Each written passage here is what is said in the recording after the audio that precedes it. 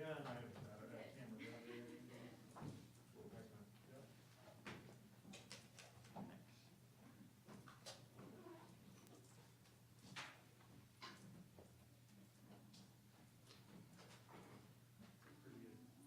tripping out there.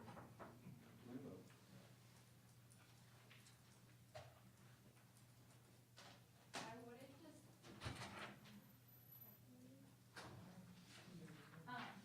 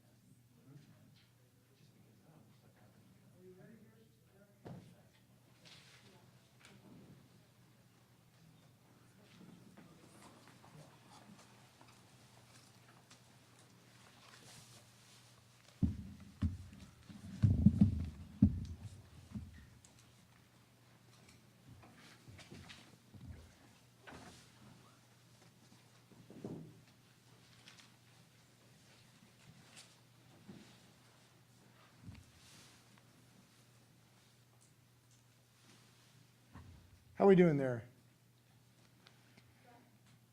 Good afternoon. Thanks for joining us. We have some really great news today. I can announce that our state has been remarkably successful in increasing the vaccination rate for state workers. And nothing could give me more delight than knowing that our state employees have stepped up to the plate and have become vaccinated, which protects themselves, their families, and importantly, the public, to battle this horrendous pandemic. As you know, our progress has been very significant. When we started this effort, we were at 48% vaccinated in state employment. Today, we are over 90%. We are over 90% of total state employees have become vaccinated. And if you add those who have had an exemption and have been accommodated, we are at, I believe, 91.7, if I can see our graph here. Josie, I hope you're putting up here so people can see it. We started at 49.1% on September 6th. We went up to 68% on September 20th. We now are at 91.87% as of October 4th. That number actually has gone up since then and has continued to go up every single day. This is extremely gratifying. It is gratifying because we now know there will not be a mass exodus of state employees, and we will be able to continue essential state services for the people of the state of Washington. The verification deadline for employment is approaching Monday. That deadline will not be extended. People have had 10 weeks to get vaccinated. We've had plenty of opportunity and access to the vaccinations, and people now need to make a choice. So more than 9 out of 10 state employees have been vaccinated. As of Monday, we'll report additional numbers, and that will increase.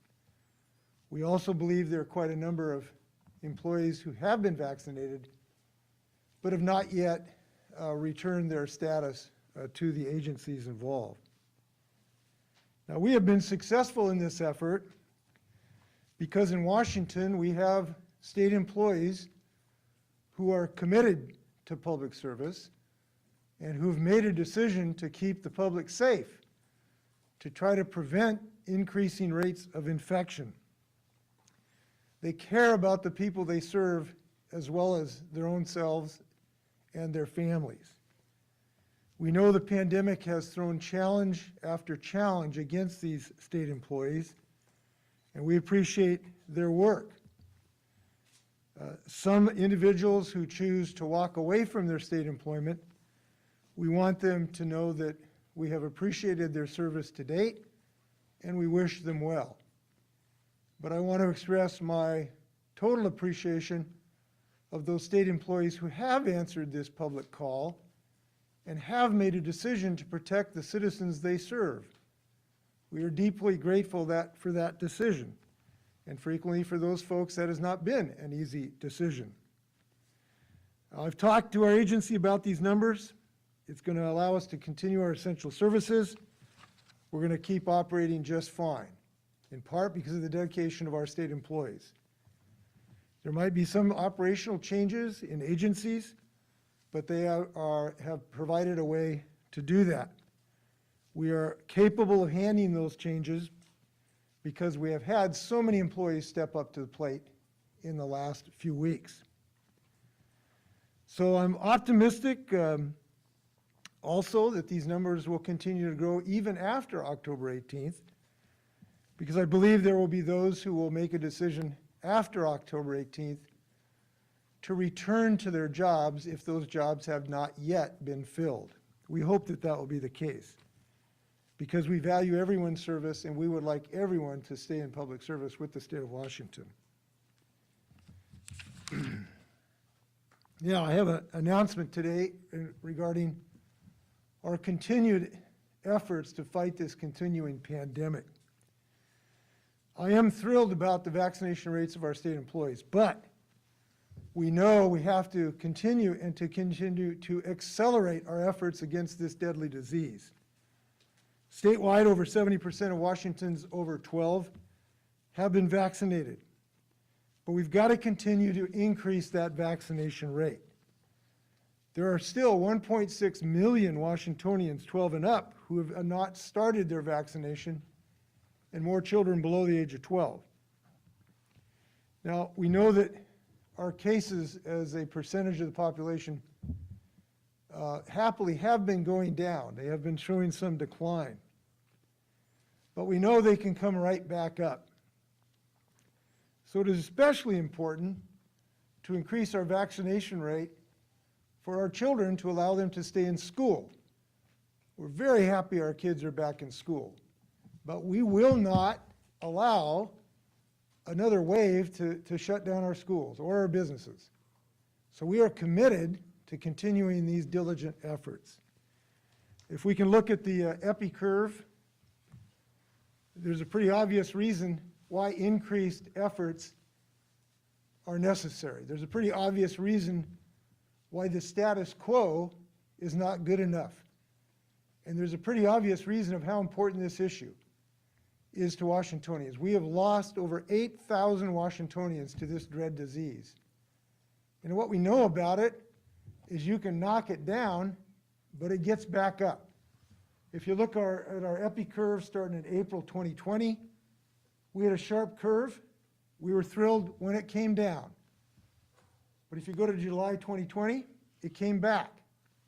And we were thrilled when those numbers came down. But again, in between October and January 2021, it came back. And we were thrilled when they started to come down in late January. But then in July, we've got this precipitous rise again. We cannot and we will not surrender to this disease. We cannot and we will not think that the status quo is good enough. We have got to get on top of this disease and knock these numbers down. And fortunately, and it is our good fortune, we have a tremendous weapon to do that with, and that is this vaccine. And we intend to continue to deploy that weapon against this disease by taking measures that we know that work, and that is to get more people vaccinated. So, today I'm announcing a vaccine verification requirement for large events in the state of Washington. Effective November 15th, large events in Washington state will be required to verify that their attendees are either fully vaccinated or have received a negative test within the previous 72 hours. This applies to attendees who are 12 and older. This applies to indoor events with 1,000 or more attendees, and this will apply to outdoor events when there are more than 10,000 attendees. For now, this applies to ticketed or registered events that have defined entrances, like conventions, concerts, sporting events, fairs that have defined entrances, theme parks, and more. This does not cover large venues like shopping malls, museums, or grocery stores that are open to the public as part of their operations. Religious services will be exempt from this requirement, as are K-12 school-related events that occur on school property. There will be several ways to verify vaccination status, beginning with the CDC vaccination record card or a photo of that card. A printed certificate or a screenshot on your phone from myirmobile.com works. Other official immunization records from health care providers can also be accepted. Confirmation of a negative COVID test in the last 72 hours can be done using the records provided by the test provider or laboratory. So this is yet another step in an ongoing battle with this disease. We believe it is a very important one. It can help incentivize people to decide to get vaccinated and avoid the headache of having to get a test. We believe it will be yet another effective of the measures that we have taken that have shown effect during this disease. And I think it is important to note the things we have done have benefited people and saved thousands of lives. Our state continues to have one of the lower death rates in the United States. We want to improve that situation, and we will continue to take these steps in this direction. Now, we know that outdoor venues are safest, but they still have some transmission risk, and that's why we've taken the steps that we have. We also know that more people are gathering at large events now than they have in the last year and a half. That's a good thing, but we need to continue this effort because not only of this variant, but there could be others down the road as well. Nearly half of the world's population, more than 3.7 billion people, have received at least one dose of one of these COVID vaccines currently available. We know that these vaccines work, and that's why we're taking these measures. With that, I want to see if Dr. Shaw had some comments before I come back and address a couple other issues. Dr. Shaw. Oh, you're here. Excuse me. It's remarkable people show up in this new era. Thank you, Governor. My name is Dr. Umair Shah, Secretary of Health for the great state of Washington. And I just want to start by saying a few things. One, that we're continuing to work with our partners to increase vaccinations across the state. And I think that is the key theme for this action today, as well as our continued actions over time, is that we're still not out of the woods. We have a lot of really important work ahead of us.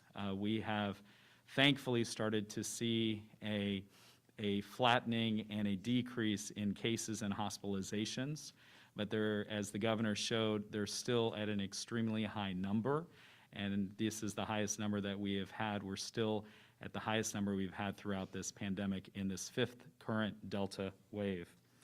So disease trends are absolutely showing improvement, but because they remain high, it's important for us to continue to stay vigilant with the work that we are doing. Hospitalizations are also decreasing, as I just mentioned, and I do want to make mention of one additional fact, which is the majority of people who are hospitalized with COVID-19 in the state of Washington are simply not vaccinated. And so this is a preventable disease now, and yet our hospital systems, our healthcare systems continue to be stressed, they're stretched, and they're strained, and we need to do everything we can to support our healthcare system, as that healthcare system is here to help all of us.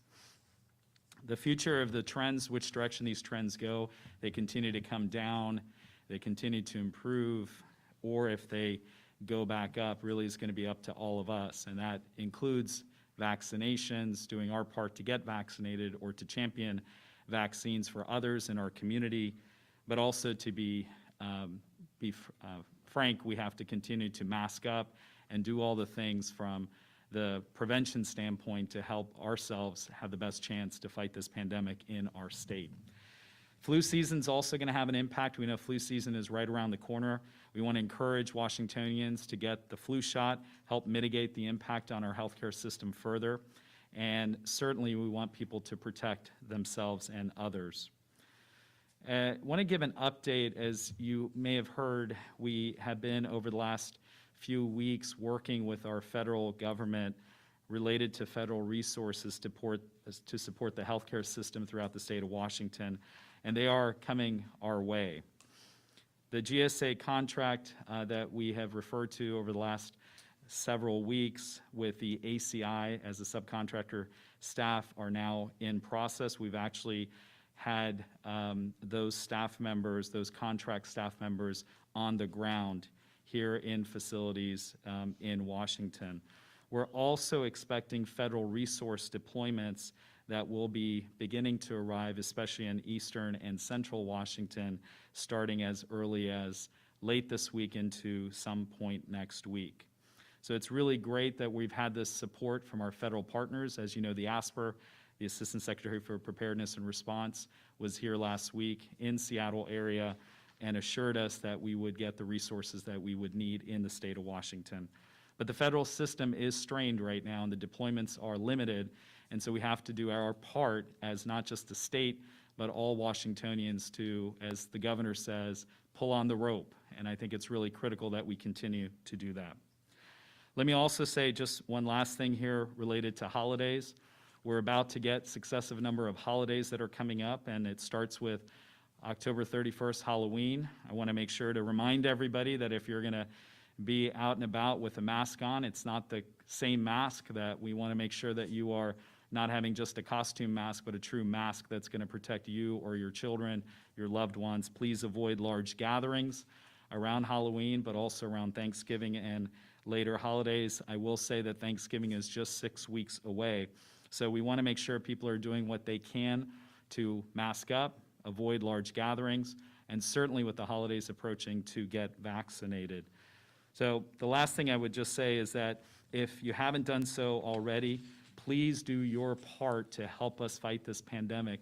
The numbers are continuing to be at a rate and a number that is extremely high in terms of hospitalizations and cases, but we are confident if we work together, we will continue to be able to see the success in our state and once and for all be able to end this pandemic. Thank you.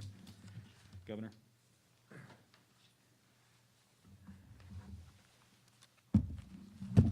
Thanks, Dr. Shaw, and your hard-working team. They've been working really hard through this, and we really appreciate that.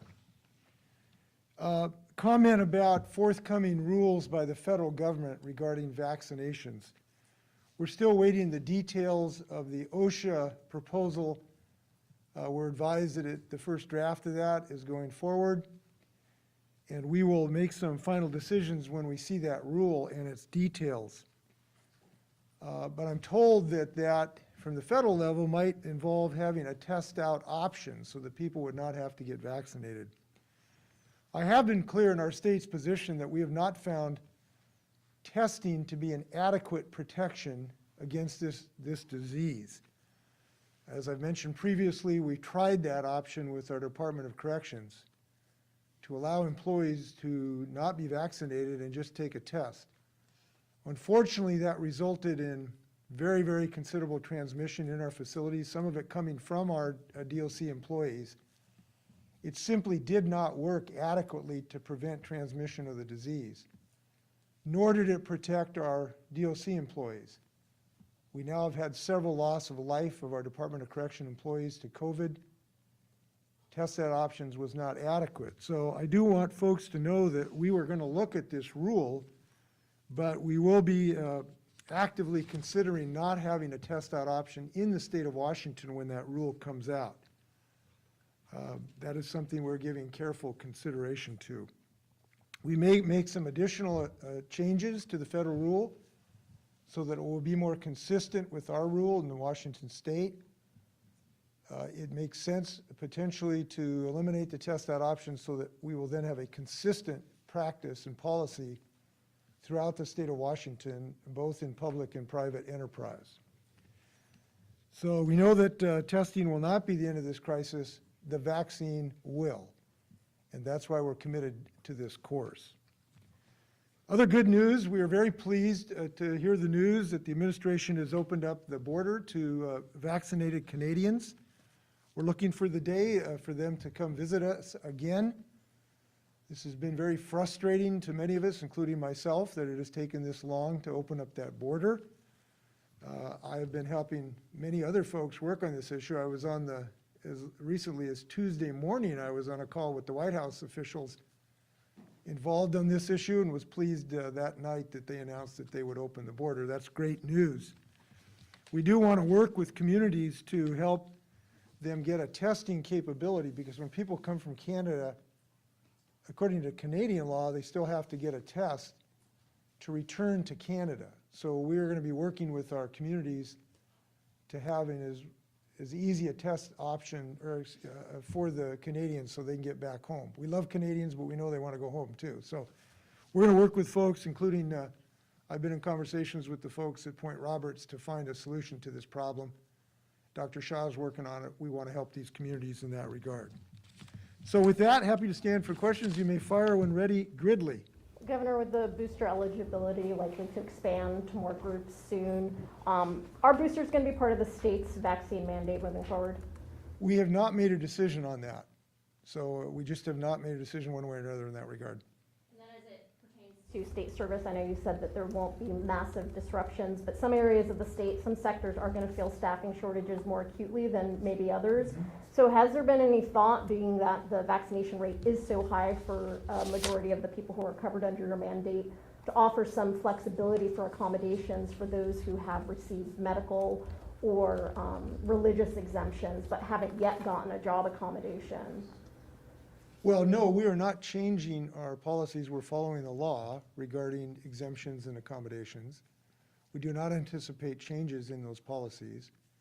There are individualized decisions made dependent on the individual employee's job and what they do or do not do. Each agency has been working on an individualized basis to assess those. Some job categories are obviously more difficult to accommodate than others because some involve extended interaction physically with the public and with their co-workers. So there has been an individualized decision on accommodations. But we do not anticipate making any changes to our existing policies, no. One last question on testing. I know you had said that testing didn't work when you guys tried that before, but because there are breakthrough cases among vaccinated people, wouldn't it be helpful to incorporate testing more frequently among vaccinated workers who may be asymptomatic and still going to work and spreading the virus? So those are things that we could consider at some point. We haven't got any decisions in that regard right now. We wanted to focus on vaccination because that's the ultimate weapon against this disease. It's the one thing that we know really, really works in saving lives by the thousands. And it is the thousands. So we wanted to focus on vaccines. We know that while masks can be helpful, only the vaccine can prevent us from getting hit by another wave.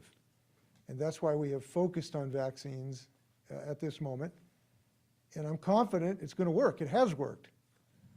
Look, when we started this, critics were saying, you know, this was going to destroy state government. People would walk away in droves. You're only at 48%. But we were confident that state employees, when they started to think about this, would become vaccinated. And that was right. They have been. And I'm very appreciative of them doing that so we can continue to serve the public.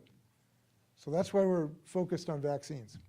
Governor, I've had a lot of concerns from families of incarcerated people on the state of DOC facilities now and how that might change on Monday, especially in facilities that could lose 50 plus people when the mandate goes into place. Are you confident in the contingency plans, and is there any thought of bringing in the National Guard or other contracted workers to avoid things like 23-hour lockdowns in prisons? I am very confident in our ability to fulfill our obligations to incarcerated individuals. I've had several discussions recently with Cheryl about this.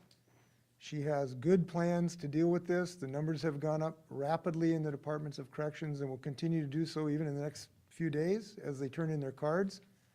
We think some people, in order to register their displeasure, are not showing us their vaccination status till the last few hours. We understand that, but these numbers are going to go up. So no, I feel very confident we will be able to fulfill our obligation to these incarcerated individuals and to the staff that are working. Now, that doesn't mean there might be some changes in staffing assignments. It doesn't mean we may not bring in some other people from headquarters to serve on location, but we have plans to do that. I am very confident in our ability to weather that storm. Governor, a question for you and then one for Dr. Shaw, if I might. You know, there may be what some people see as a mixed message on testing. If testing is okay for indoor gatherings of 1,000 people or more, why isn't it also okay as an alternative for state workers? The reason we're having a test out option is that in order to deal with the religious exemption and medical exemption issue, it's very difficult to ask a football team to assess the religious or medical exemption requests of 70,000 people. So in order to accommodate that, we've opened up that door to folks. It's the only realistic way we thought to really handle this in a practical way. So that's the reason we've allowed it for the particular arenas. In a vocational standpoint, the employer who sees the same employee every day can ask for an assessment of the ability to be accommodated in exemption. That's very not easy to handle, but we have found it success handling it. You just can't do that when people are trying to rush into a football stadium. So that's why we took that position. And Dr. Shaw, question for you.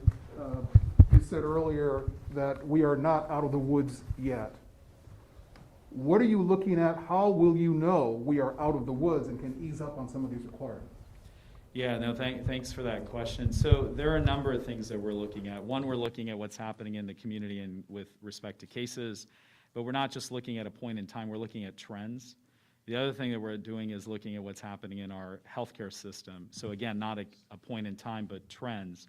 And so it's a combination of that, but we're also looking not just at cases, hospitalizations, also vaccinations. What are the protections that we're putting in place for individuals to be protected, for communities to be protected? Last thing we want to do is to improve and see improvements in our system, our healthcare system, as well as in the community, and then let off those restrictions and immediately see a rebound. So we want to feel confident that that rebound isn't going to happen, that the trends are going in the right direction. Remember, we're very concerned about this upcoming fall winter when people are going to be indoors and weather changes, flu season. People are around the holidays. We're very concerned about a rebound, so we want to do everything we can to continue to drive this down. And the number one thing we can do for that is to get people vaccinated. Can you assign a number to any of those factors? Again, it's a trend. Let me back up and say this. So there's absolutely as they say, science to medicine. There's also an art to medicine. There's a science to public health, but there's also an art to public health. And what we do is we look at summation of a number of factors, but we're also looking at what do we think is going to happen from a modeling standpoint, a forecasting standpoint. If you let off on one certain mitigating factor, let's say masking or some other factor requirements, what's that going to do in the system? What's that going to do for our case rates? What's that going to do for our hospitalization rates, et cetera? So we don't have a specific number. And I've been asked this question for a year and 20 months, I'll be honest. I've been asked this question, a year and 10 months. I've been asked this question for a long time, which is there a number? And I wish there was a number. I could say it's 5, it's 10, it's 20, it's 5 per, 10 per. There isn't a number. It's trends, it's an overall context, and it's also making sure that things are getting better and that our modeling and forecasting doesn't make us believe that we're going to potentially get into trouble if we prematurely take off those either restrictions or those requirements. So, thank you. Could I add something to Sure. that? Yeah.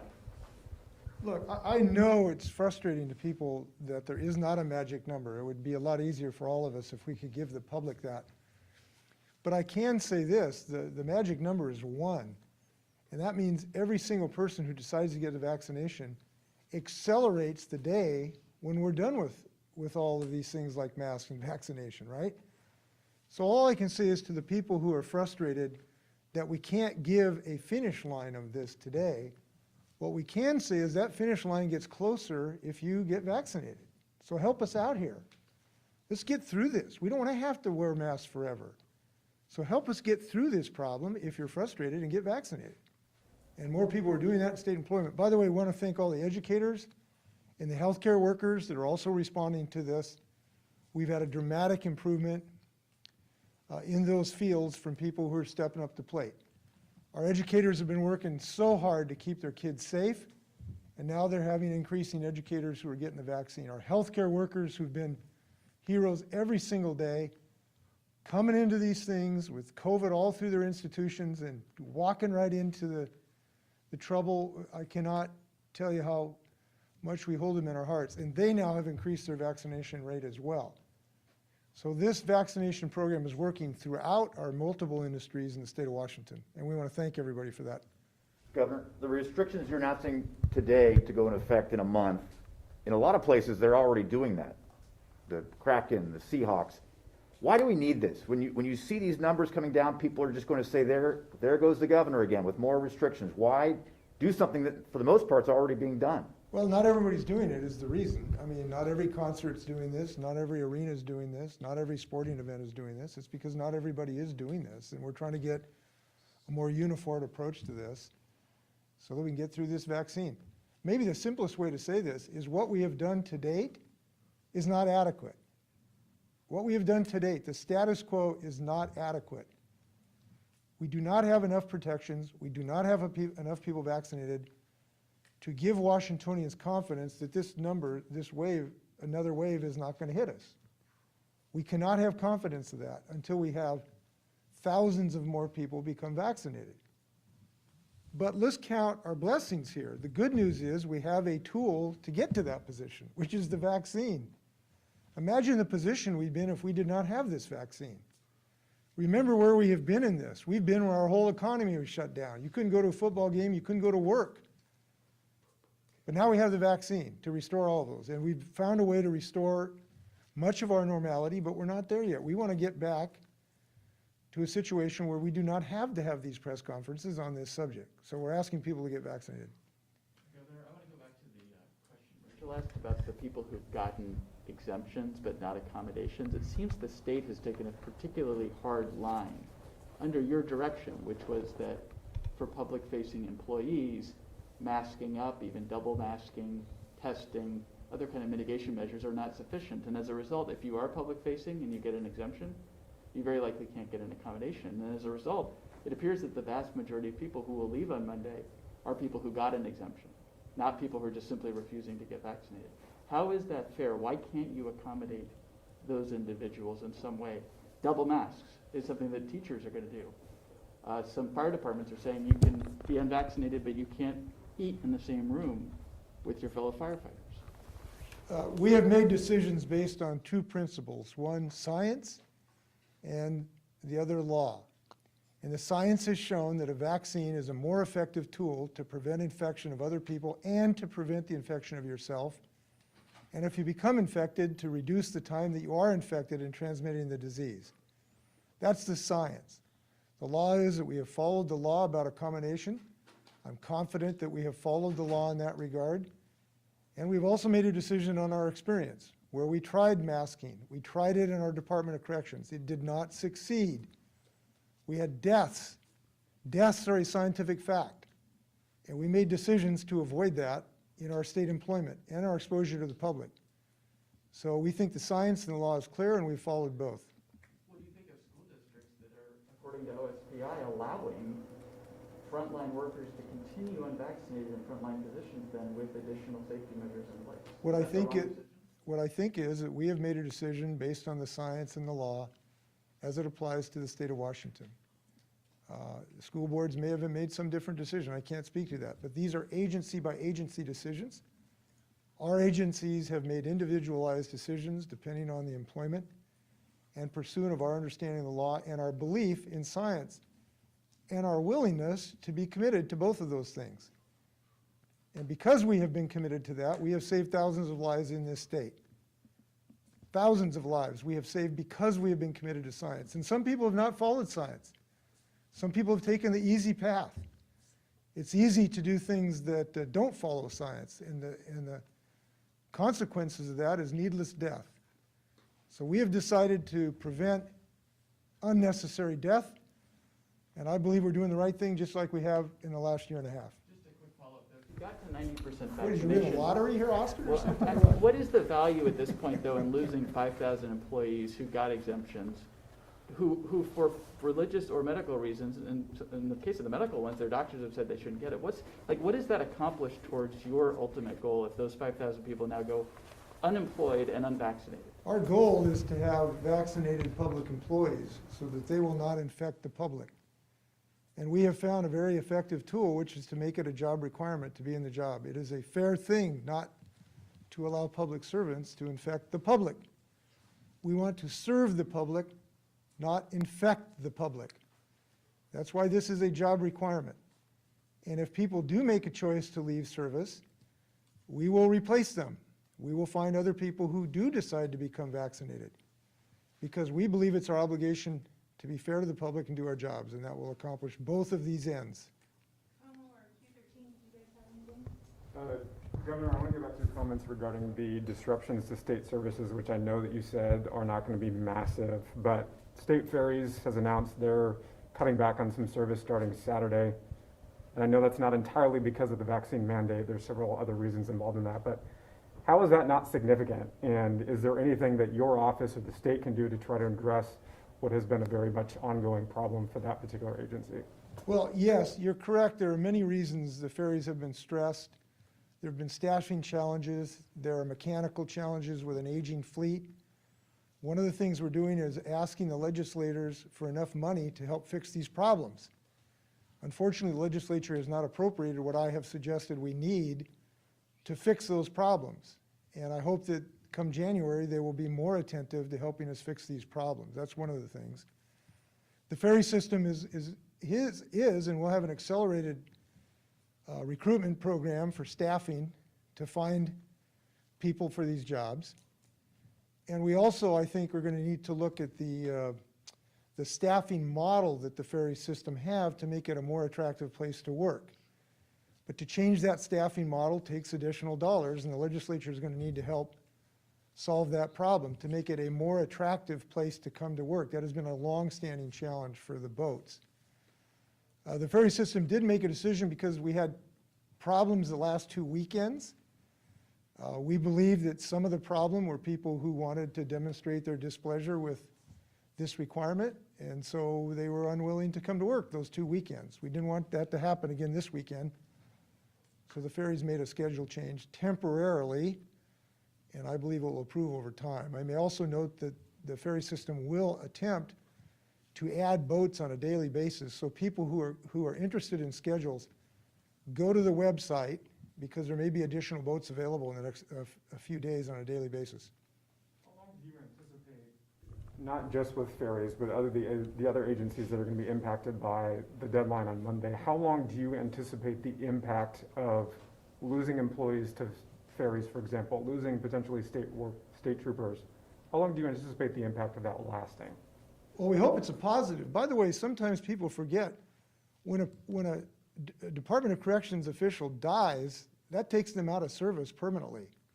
We're trying to prevent that. We lose tons of hours right now because either people die or have to go to the hospital or are sick, and then we have to quarantine them and everybody around them. So by getting more people vaccinated, we reduce time loss of our employees, and people sometimes just totally forget that. This is designed to improve services long term. Now, there may be some stresses for some period of time. We'll have a better assessment of that next Tuesday when we look at our final numbers. But as I've indicated, we can manage this. The state typically has 10% turnover every year. So the state knows how to manage turnover, and we've had about 10% every year. We're going to have well less than 10% turnover associated with this. We're already over at 90%. That's going to improve in the next few days. 91.7% of people have been vaccinated, I know today, or have an accommodation, and that's going to go up. So this is a manageable thing for the state of Washington. And again, I want to thank the public employees who made that possible by getting vaccinated. So we're in good shape. Message, good shape in the state of Washington, steady as she goes. We're going through some choppy waters, but we're going to continue on the course we're on. Q13, did you have anything? No? Okay, you get everybody in the room? All right, let's switch to the people on the phone. Up first, we'll go to Elise Talcahoma from the Seattle Times. Go ahead, Elise. Hi, yeah, thank you so much for doing this. I'm wondering a couple things. First, will negative results from both PCR tests and rapid antigen tests meet this requirement? And then also, what do testing resources look like throughout the state right now? We were hearing about some shortages in testing staffers and rapid tests in particular this month. Well, we've had some limited concern about that, but not an extraordinary amount. And I would just say to those who are expressing concern about supplies, they should contact their Department of Health. They've been very alert to try to plug those gaps. I don't think there's any systemic problem on testing supplies at the moment. But we will be alert to any location that thinks we can help in that regard. I'm not sure that we have identified the exact test that we will accept. We'll have further information on that in the next few days to get an answer to you. Up next, we'll go to Hannah Scott from Cairo Radio. Go ahead, Thank you. Governor, and I apologize if someone has already asked this at some point, I just don't know. Will any of these state workers who lose their job for not getting vaccinated, is there any unemployment available to those folks? There is some possibility, but not a probability, and it will depend on their individual circumstances. It's a very convoluted decision. I think that most people who walk away and voluntarily resign will not receive unemployment compensation. The large majority of that will not receive it. But there may be some circumstances where they could qualify, so it's not an absolute black and white. We have time for a couple more. Up next, we'll go to Kate Smith from the Yakima Herald. Go ahead, Kate. Hi, Governor. Thanks so much for taking the time to answer some COVID-19 questions today. I have a slightly tangential question. What progress has been made statewide on the distribution of rental assistance funds since your last press conference? And will you extend the eviction moratorium bridge beyond October 31st? At the moment, I don't think that is a realistic possibility. I have not had any recent updates about the assistance. I know I'll get that in the upcoming weeks, but I don't have any new news to share with you. But I don't think that I can think of the circumstances where we could extend that further. When we get some additional information about the distribution, I will share it with you. The last question comes from Joey Thompson from Puget Sound Business Journal. Go ahead, Joey. Hi, thanks. Governor, one of the things business owners have shared some frustrations about with vaccine verification is that, especially at larger events, it can cause real log jams with folks, and they're trying to find an easier option. Is there any update on if the state is, planning on some sort of, maybe it's a digital QR code where it shows your license and your card in one, as opposed to having to take each out, have the person check the name on one and then the other, just to speed that process up for folks? And then second, has the success of the state worker program influenced your decision on vaccine mandates in the broader public, as opposed focusing more on employer as opposed to, bringing that restaurant, bar, hospitality, to a statewide program? Well, yes, it has demonstrated the wisdom of having a job requirement, because tens of thousands of people decide to get vaccinated, which is the goal here, and maintain a healthier, safer workforce. I don't know how to characterize this as other than an unqualified success. Now, we are not the only organization who has had an unqualified success. You look at United Airlines, which is like maybe 98%. Quite a number of hospital associations have had great success around the United States as well. So I think that our success is something we need to consider about extending this into the private sector. I do hear increasing number of voices in the private sector who, in some sense, think this is the right decision. And as I indicated, we'll be giving close consideration to harmonizing the state rule with our rule when it comes out. On the QR code and the like, I wonder if Dr. Shaw can address that.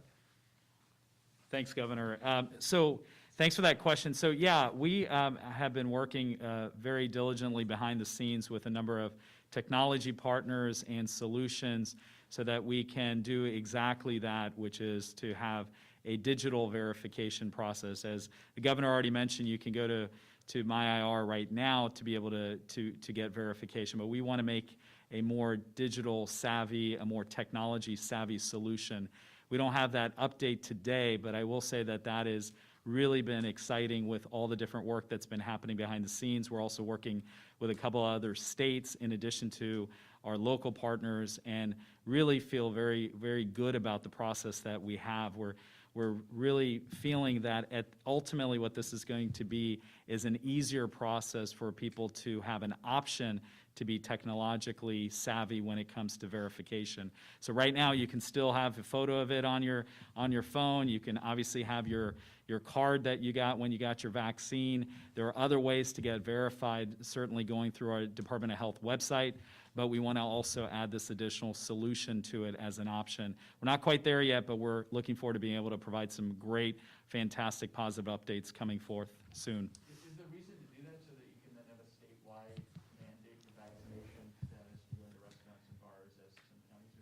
So the reason to do that is actually so that we can make it easier for a lot of what we're hearing from our Washingtonians, our consumers, our public, which is they want to see a potential solution that we can have that's not just working in one county, one community, one jurisdiction, but it's a statewide solution. Again, people can still have their cards, they can still do other things today, but this is an opportunity to really serve the public better. So that's the reason for it. That's the goal, and we're continuing working along that path.